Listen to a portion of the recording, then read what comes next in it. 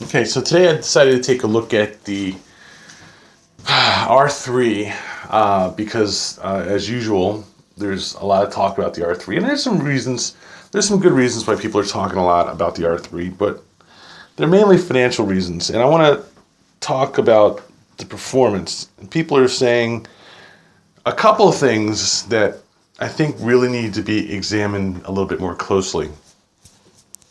First thing they're saying about the R3 is that it is fast enough for a sport bike, especially if you're talking about beginner sport bikes. And that's one question which is debatable. And certainly I think it's a fair question for people to look at, considering that this is really a personal issue. Now, what bike is fast enough for you as your first bike, or as the first bike you learn how to ride, or whatever? And is it going to be fast enough for you, in terms of what you need, in terms of what you want? These are all personal issues, but the real world performance of any motorcycle is fixed, in stone. It's not something that's debatable. It's not a personal issue. It's objective. It's been measured objectively. People have looked at these things. People are going to compare bikes. By the time you even get to the point where you even think about buying it, it's already been looked at by thousands of wannabe motorcycle experts and references. And the R3 is likewise fully examined, just as the R6 is. But the major thing is, if you're going to compare the R3 to the R6, there are some actual valid points of comparison. I think that they both have the same issue with not having enough power over most of the power band. And so the R6, despite the fact that it costs 4 times as much and the insurance is much higher, and while it weighs about the same and it supposedly has 3 times the peak power, they're not all that different in terms of blindfold testing. If you were to just ride the bike and not be able to look at the spec sheets, they're not all that different in terms of real world performance, because of the fact that the R6 does have so much of its power at the higher RPMs, and it also is geared a lot longer than the R3 is. And I pulled down the gearing from commemerate.com just to get some real numbers on this, and you can see that not only does the R3 have a much lower red line than the R6 does, which is one of the reasons why it's so much cheaper. The vertical twin red line of 10,000 RPM is about as common as you can get on a sport bike, 10,000 RPM at least. And the 15,000 RPM red line of the R6 is exotic. I mean, there's no way around that. That's exotic hardware you're talking about.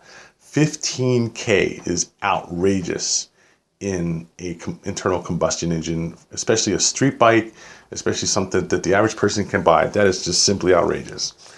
And that's one reason why the R6 does generate, the peak horsepower numbers that it generates. Because if you know anything about engines, you know that the faster the engine turns for a given torque, the higher the horsepower.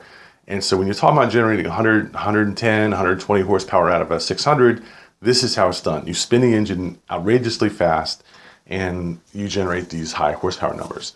Now, since you do need horsepower to reach high top speeds, you also have to have the gearing to allow the bike to reach those horsepower required at a certain top speed, or a certain speed at that gearing. And the gearing for the R6 is just simply outrageously high.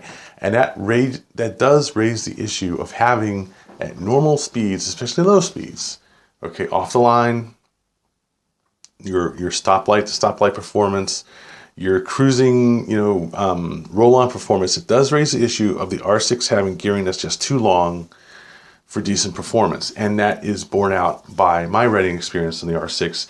You can twist the throttle on that thing and you'll hear the engine, roar as the throttle body's open, and it'll sit there and slowly pick up speed. And you got to downshift it. You really got to stay in first or second gear to get decent performance at anything below like 8,000, 9,000 RPM. It just isn't going to move. It's that simple. And it's one of the reasons why I've never really liked the R6 as a street bike. But on the other hand, it's one of the advantages of the R6 as a street bike. It isn't all that fast at all, okay, in normal riding. It's when you start to wind it that it does actually show decent performance. The problem with it is that you're talking about paying, $12,000, $13,000, $14,000 for 600 performance, where you could spend that $12,000 to $14,000 for leader bike performance. Easily, FC9 would be, close to two-thirds of the cost, with twice the torque and twice the peak performance. It just doesn't make sense for me as a street bike. But I can see how for the boy racers out there, it would make sense. But it doesn't make sense for an entry-level rider to spend that kind of money for a bike with that kind of performance. And especially if you compare the two bikes, it really doesn't make sense to talk about buying an R6 instead of an R3. And that's where I think Yamaha did themselves a big favor by even making the R3. Now, sure, the R3 is a much cheaper bike. The suspension is not nearly as good as it is on the R6. The engine, nowhere near as good as the R6 engine, but it's much more suitable for the street, and it's much more suitable for beginning to mid. I'd say even, first year riders would be much better suited on the R3 than the R6. There's no question about that. And it just makes sense to talk about it as a better bike for a lot of riders over the R6.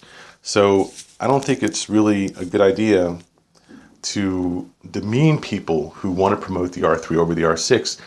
I just don't like promoting the R3 over a decent 650 or 750 or even 900, which I think is ridiculous, because you spend the same amount of money and you get a far better bike than you would if you got the R3, but that's a whole different issue. So I'm not going there on this video.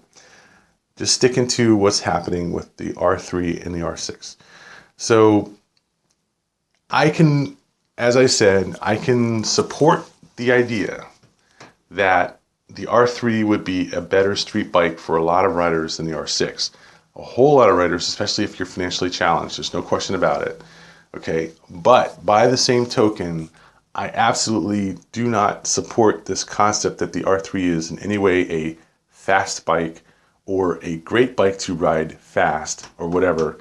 Just because the bike can do 110 miles an hour doesn't mean it's a fast bike. I'm sorry, but the bike makes nowhere near enough torque to be considered a fast bike. It is almost designed to be slow, okay? It just happens to be geared long, and it just happens to make enough power to go 100 miles an hour. That in no way makes it a fast bike, okay? Unless you compare it to a Grom. It's really that simple. And whatever, flame on, but that's not going to change. So anyway, that's my perspective on the whole R3 versus R6 issue.